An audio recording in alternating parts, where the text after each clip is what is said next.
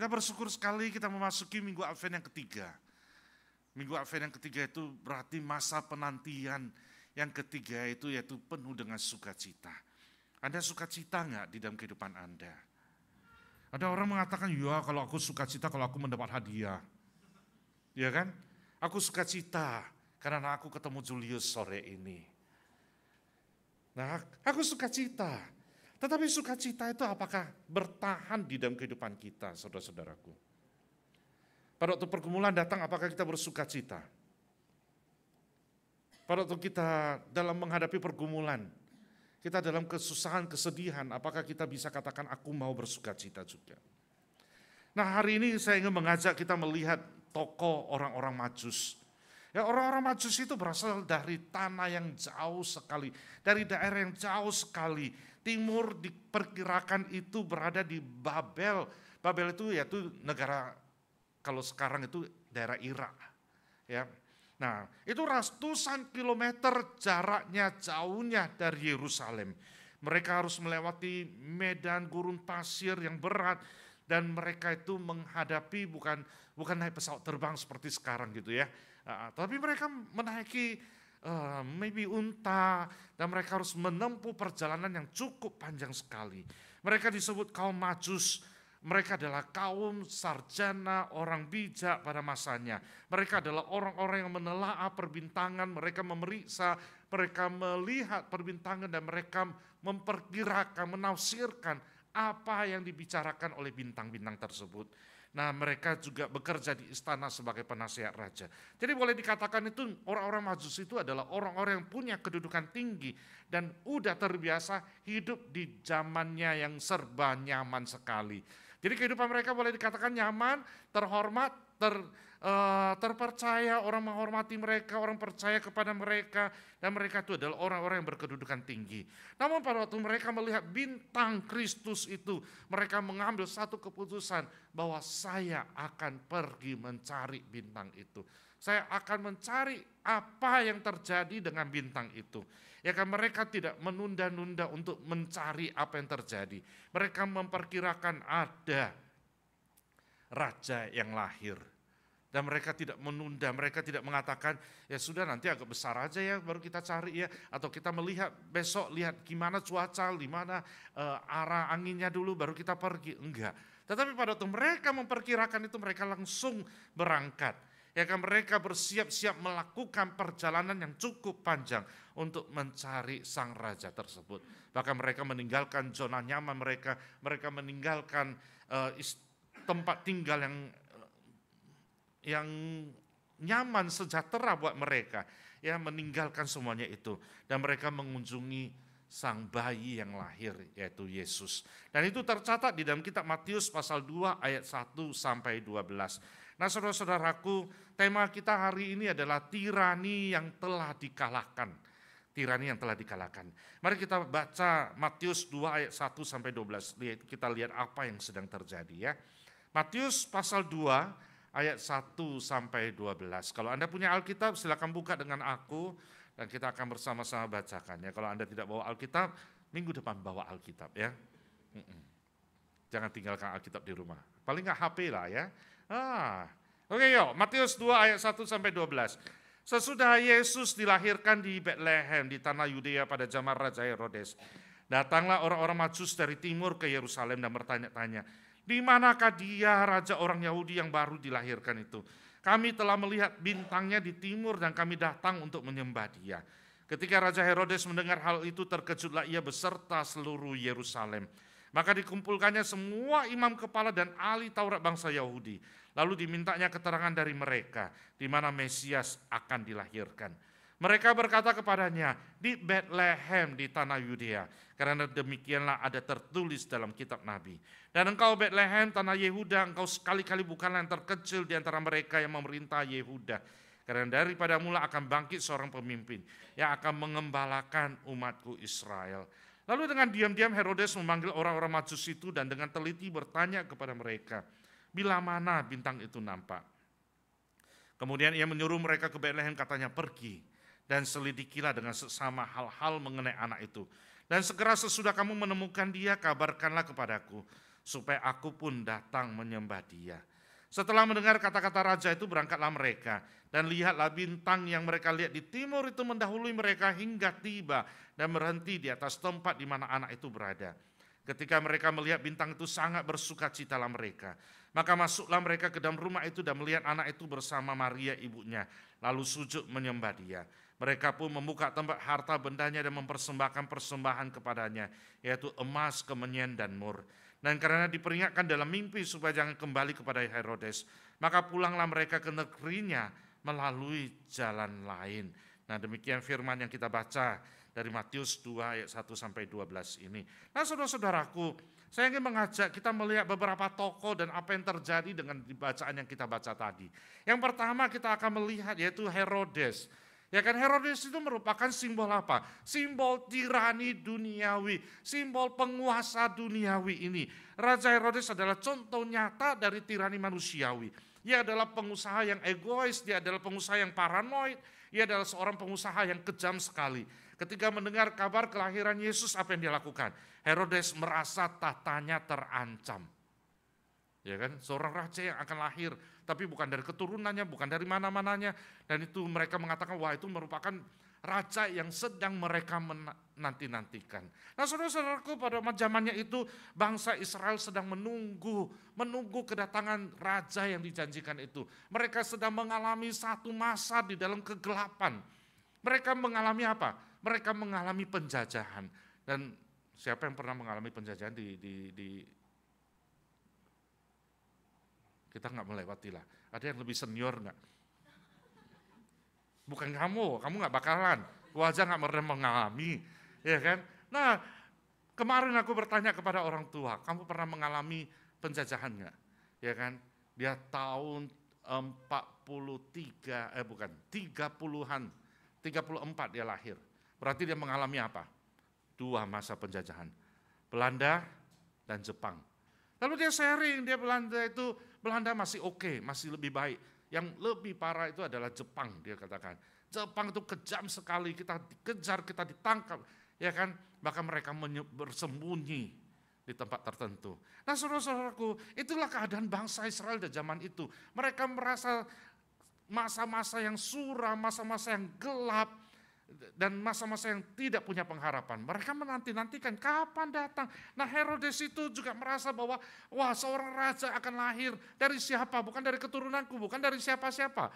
Ya kan? Seorang raja yang mereka katakan akan menggantikan aku. Lalu dia merasa bahwa tatanya terancam. Dan sebagai seorang tiran, ia tidak segan-segan merencanakan pembunuhan bayi-bayi di Bethlehem untuk mempertahankan kekuasaannya. Nah, inilah jahatnya manusia. Ya kan, seringkali manusia apa? Manusia merencanakan kalau ada persaingan datang, wah saingannya itu harus dibully. Yang merasa, ya kan, dari kecil kita udah merasa kita banyak persaingan. Kita bersaing dengan apa? Bersaing dengan diri sendiri. Kita bersaing dengan hati nurani kita. Hati nurani kita mengatakan itu, tapi kita memilih untuk melakukan yang lain. Hati nurani mengatakan itu dosa, tetapi kita katakan, itu bukan. Setiap orang juga melakukan hal yang sama. Kenapa aku harus mengalah? Ya kan? Akhirnya kita menutupi diri kita sendiri. Kita ingin menang. Nah, akhirnya dari sejak lahir kita udah merasa persaingan itu ada. Dan anak-anak kecil nggak usah diajarkan untuk bersaing, mereka sudah bisa bersaing. Mereka sudah bisa mempertahankan hak miliknya mereka. Ya kan, anak-anak kalau dikasih permen, sobat temannya datang, bagi dong, bagi. Anak-anak itu merasa apa? Enggak lah, ini milik aku. Ya kan, gua mau. Bahkan kadang-kadang papa mamanya minta pun enggak. Ya kan? Nah, ini kekuasaan. Nah, itulah Herodes. Ya kan, dia tidak segan-segan merencanakan pembunuhan bayi-bayi yang lahir pada saat itu. Supaya apa? Dia tidak tahu ya kan bayi yang mana yang merupakan raja itu. Akhirnya diputusin semuanya pokoknya dibunuh aja. Jadi satu masa itu kehilangan bayi-bayi itu. Nah, saudara-saudaraku, ayat 7-9 yang kita baca itu menggambarkan kelicikan Herodes. Dia katakan kepada para majus, ayo ngomong di mana dia. Padahal dia ingin membunuh sang bayi itu, ya kan? Dia pura-pura ingin menyembah sang raja yang baru lahir itu. Padahal niat baiknya ada, niat hatinya itu adalah untuk membunuh saingannya itu. Nah, seperti kita lihat cerita Saul dan Daud pun, Saul mendengki Daud karena membahayakan tatanya. Demikian juga Herodes, membenci Kristus yang membahayakan tahtanya. Dia tidak tahu bahwa Kristus tidak hanya akan mengambil alih kerajaan yang dikuasai oleh Herodes saja, ya, tetapi Kristus akan menjadi raja atas semesta alam ini. Nah, saudara-saudaraku, kepura-puraan ini bahkan menipu orang-orang Majus itu, sehingga mereka perlu diberitahu oleh malaikat bahwa ada kejahatan dan mereka harus pergi dari tempat itu. Nah, saudara-saudaraku, Herodes Agung adalah raja yang penuh dengan kelicikan. Pada waktu kita melihat sejarah kembali, kita akan menyaksikan bahwa dia adalah seorang politikus yang terkenal sekali, ya kan? Dia adalah seorang yang pintar bermain politik. Herodes memiliki banyak keahlian. Dia kenal dengan orang-orang besar pada zaman itu. Dia adalah seorang raja yang terkenal di masa-masa itu. Dan itu membawa dia merasa bahwa saya harus yang nomor satu. Nah, saudara-saudaraku, di dalam kehidupan kita juga seringkali mengatakan aku harus jadi yang nomor satu. Benar nggak? Ada nggak orang tua yang mengajarkan, nak, kamu belajar ya, belajar, tetapi jangan nomor satu ya. Kamu nomor 3 ada cukup deh. Ada nggak? Nggak ada. Semua orang apa? Ayo, kalau you have to be the number one. Kamu harus menjadi yang nomor 1. Ya kan? Akhirnya kita menjadi orang-orang kiasu. Nggak mau mengalah. Kita harus jadi orang number one. Nah, demikian juga dengan Herodes itu. Nah, saudara-saudaraku, di dalam kehidupan kita juga takut melepaskan tata kita. Kita juga takut melepaskan posisi kita. Kita juga takut kalau ada persaingan, ada orang yang lebih hebat lagi masuk di dalam kehidupan kita. Kita juga takut melihat kalau kita kerja di perusahaan ada orang baru datang. Dan kita seringkali apa? Nggak mau mengajarin dia. Nah, biarin aja dia cari tahu sendiri. Biarin aja dia bekerja sebagaimana adanya. Ya kan, kalau gua kan ngajarin dia semuanya, gua yang kalah dong. Kok bakalan tersingkir dari perusahaan ini. Nah, ini terjadi di tengah-tengah kehidupan manusia. Saudara-saudaraku, kita nggak bisa katakan, wah, Herodes itu jahat banget ya. Seringkali dalam kehidupan kita juga jahat. Tanpa kita sadari bahwa kita juga adalah orang yang punya hati yang tidak baik di dalam kehidupan kita. Tetapi kelahiran Yesus itu merupakan awal kekalahan dari tirani dari Herodes tersebut. Nah, saudara-saudaraku, kita melihat kelahiran Yesus sebagai yang kedua itu adalah nyata bahwa Allah mengintervensi dunia yang dipenuhi dengan ketidakadilan dan penindasan. Nah, saudara-saudaraku, siapa yang bisa menolong diri sendiri? Tidak ada. Ya kan? Orang mengatakan apa? Nggak apa-apa, aku pintar kok, otakku bisa bekerja, otakku bisa memikirkan yang baik-baik. Anda senang nggak berteman dengan orang pintar? Senang dong. Ya kan, saya masih ingat dulu waktu kecil, waktu sekolah, ya kan, lu bully aku, gua nggak ngajarin lu waktu ujian. Ya kan, gua nggak bisa bertengkar, gua nggak bisa berkelahi. Yang bisa gua lakukan apa? Gua pakai cara yang lain. Nah, jahat juga aku lo ya. Nah, inilah kehidupan kita, saudara-saudaraku. Kebenaran dari kelahiran Tuhan Yesus tetapi mengalahkan tirani yang dilakukan oleh Herodes. Kebenaran itu mengalahkan kebohongan Herodes mencoba menipu orang Majus. Tetapi itu tidak terjadi. Bahkan yang Allah menggagalkan rencana Herodes tersebut di ayat yang ke-12 yang kita baca tadi.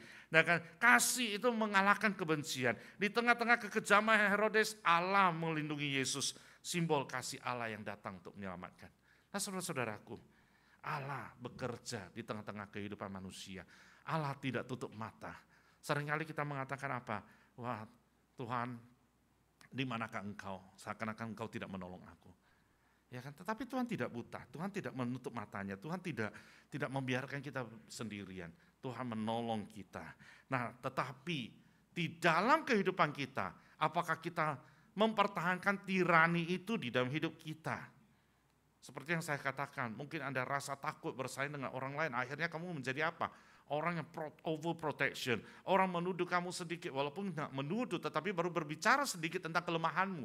Lalu kamu mulai emosi, kamu mulai menutup diri, kamu mulai mengatakan, enggak, aku enggak gituan, aku enggak suka kamu menuduh aku, kamu apa ya? Nah, itu yang terjadi di tengah-tengah kehidupan kita. Nah, saudara-saudaraku, mungkin kita tidak menjadi raja. Kita nggak mempertahankan, kita nggak punya kuasa seperti Herodes. Tapi seringkali pikiran kita itu juga menjadi tirani, ya kan, ego kita. perasaan kita, karakter kita, itu menjadi tirani di dalam kehidupan kita. Karena apa? Kita nggak mau melepaskan hidup kita. Kita sudah di zona nyaman, akhirnya pada waktu diminta pelayanan, nggak mau lah. Sore hari itu gua pergi jalan-jalan. Pernah nggak terpikirkan itu, Julius?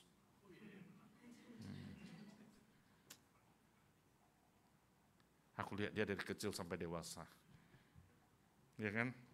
Nah itu saudara-saudaraku, seringkali kalau kita udah terkenal kita nggak mau. Ya kan, kalau kita udah punya kuasa, kita punya kemampuan, kita punya kekuatan, kita punya teman-teman, akhirnya kita mau nikmati zona nyaman kita dan kita tidak mau melepaskan hidup kita itu daripada apa yang sedang kita nikmati. Itulah tirani di dalam kehidupan kita. Tetapi Tuhan Yesus datang untuk menyelamatkan kita. Nah saudara-saudaraku, itu yang pertama, yang Herodes yang kita lihat. Yang kedua, orang Majus itu. Apa yang terjadi dengan orang Majus? Orang Majus itu merupakan simbol penyerahan diri itu kepada Raja Sejati. Simbol, kalau orang Majus mau dengar boleh nggak? Ya boleh. Ya dia Raja Herodes, dia terkenal. Gue kalau mau ambil hati Raja Herodes, bisa nggak? Bisa, gue cerita ke dia, gue kembali kepada dia. Setelah gue tahu, gue menemukan Tuhan Yesus, lalu gue kembali lagi kepada Herodes dan saya sharingkan kepada dia. Supaya apa? Aku bisa punya potensi yang tinggi, punya posisi yang tinggi di samping Raja Herodes. Nah seringkali kan kita juga begituan, kita mencari keuntungan bagi diri kita sendiri. Tetapi orang Majus tidak, saudara-saudaraku. Kontras dengan Herodes, orang Majus menunjukkan respon yang benar tentang kelahiran Yesus. Mereka mencari Yesus bukan untuk kepentingan diri sendiri, bukan mencari nama. Kalau mereka menemukan Yesus kan terkenal dong, ya kan? Tetapi bukan mencari nama, mereka bukan mencari keuntungan bagi diri sendiri. Tetapi apa yang mereka lakukan? Mereka memberikan persembahan yang melambangkan pengakuan mereka atas Yesus sebagai Raja. Nah saudara-saudaraku, perjalanan mereka itu bukan perjalanan yang singkat. Perjalanan mereka itu bukan perjalanan yang mudah. Perjalanan mereka itu adalah perjalanan yang penuh tantangan. Apa tujuannya? Nggak tahu. Di mana lokasinya? Belum tahu. Kita cuma ikut bintang itu jalan doang. Pada waktu berbicara tentang bintang, aku teringat film Moana. Ya kan? Film Moana kan mencari bintang, mencari apa? Terang ya. Nah saudara-saudaraku, para Majus itu tidak tahu, tetapi mereka memprediksi itu di daerah sekitar itu. Dan mereka cari menempuh. Ya kan, sehingga mereka datang dan menemukan dan menyembah dia. Nah orang-orang Majus ini menjadi contoh yang mempermalukan semua golongan Israel yang merasa diri lebih dekat dengan Tuhan dari siapapun. Para Majus itu menyelidiki dengan seksama ketika ada fenomena langit yang tidak biasa. Dan mereka akhirnya memutuskan untuk berangkat dan tanpa mengenal lelah terus mencari tempat di mana Kristus dilahirkan. Nah saudara-saudaraku, mereka melawan tirani dunia itu dengan mengabaikan perintah Herodes. Mereka tidak memperhitungkan keselamatan dari diri mereka sendiri. Kalau aku nggak kembali ke Herodes, apakah Herodes akan bunuh aku? Apakah Herodes akan mengejar aku? Apakah Herodes itu akan menangkap aku? Nah, memperlakukan aku sebagai budak di sana. Mereka nggak memperkirakan itu. Tetapi mereka mengambil keputusan bahwa aku harus taat kepada Allah di atas ketaatan kepada manusia. Nah saudara-saudaraku, mereka membawakan persembahan yang terbaik kepada Yesus. Bagaimana kehidupan kita? Begitu banyak pelayanan yang diberikan oleh orang-orang Kristen tanpa adanya dedikasi yang tinggi. Ya kan disuruh pelayanan, oke lah kalau ada waktu ya. Tapi kalau nggak ada waktu, sorry ya. Aku udah janjian sama orang lain. Aku harus melakukan ini dan itu. Ya kan? Padahal di dalam kehidupan kita ini siapa yang lebih utama? Tuhan. Itulah yang kita dapatkan. Ya kan? Kalau kita ibadah, kita menyanyi pujian seadanya. Ada seorang anak pemuda yang mengatakan kepada saya, Mose, aku datang ibadah udah syukur-syukur loh. Kenapa? Karena dia harus masuk kantor hari Minggu. Ya kan, dia ada tambahan kerjaan, jadi Minggu dia harus datang. Jadi dia harus kerja, lalu cepat-cepat sampai ke gereja. Dan akhirnya sampai di gereja terlambat. Jadi setiap kali ketemu aku, kamu terlambat. ada apa gitu ya kan. Lalu dia cerita, Musa aku harus kerja. Dan syukur-syukur loh aku udah datang ke gereja. Sorry ya, syukur-syukur itu Tuhan bukan maunya kamu datang ke gereja gitu loh ya. Tetapi memang itu harus yang kita lakukan, yaitu pergi menyembah Tuhan. Dan akhirnya anak pemuda itu sadar. Dan dia menolak pekerjaan minggu itu. Dan dia datang tepat waktu. Itu artinya dia menghargai waktunya Tuhan. Dia menghargai acara penyembahannya kepada Tuhan. Bukan yang utama yang lain lagi. Tetapi yang utama itu adalah bagaimana dia menyembah kepada Tuhan. Nah saudara-saudaraku, apakah kita menempatkan Tuhan di dalam segala-galanya di dalam kehidupan kita? Apakah kita menganggap, oh Tuhan itu gak kelihatan deh, gak apa-apa deh. Dia maklum lah, Tuhan itu maha pengasih, dia ampunin aku lagi, nanti dia bantu aku lagi. Tapi tolong saudara-saudaraku, kepatuhan kita kepada Tuhan, ketaatan kita kepada Tuhan. Apakah hidup kita ini menjadi tirani bagi hidup kita sendiri? Nah saudara-saudaraku, ambisi boleh enggak? Boleh. Ya kan? Mau maju boleh enggak? Boleh. Tetapi pada waktu kita berambisi, apakah ambisi itu mengalahkan Tuhan bagi diri kita? Apakah Tuhan itu second, kita menempatkan Tuhan di samping dulu, sedangkan kita mengambisikan kehidupan kita. Seringkali itu yang terjadi di tengah-tengah kehidupan kita. Ya kan? Kita nggak berani melawan godaan, godaan datang dan kita tunduk dan kita ikutin. Lalu kita katakan sorry ya God, sorry ya Tuhan ya, aku lemah, dan seringkali orang berbicara, ya aku kan hidup di dalam kedagingan, ya pasti aku lemah dong. Ya kan? Tapi saudara-saudaraku, apakah kita mau mengalahkan kedagingan kita? Saya katakan itu pekerjaan setan, bukan cuma kedagingan doang.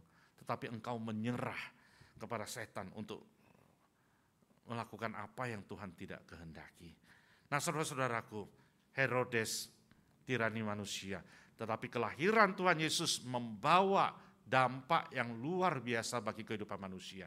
Dan kita melihat satu lagi yang Majus. Orang Majus itu tidak takut, tetapi lebih takut kepada Tuhan. Mereka menyembah dan mereka mendengar perintah Tuhan. Pergi, dan mereka pergi. Mereka tinggalkan Herodes itu. Nah saudara-saudaraku, ini menunjukkan bahwa kemenangan Yesus, kelahiran Yesus itu membawa kemenangan bagi manusia. Kelahiran Yesus itu membawa pembebasan bagi kita.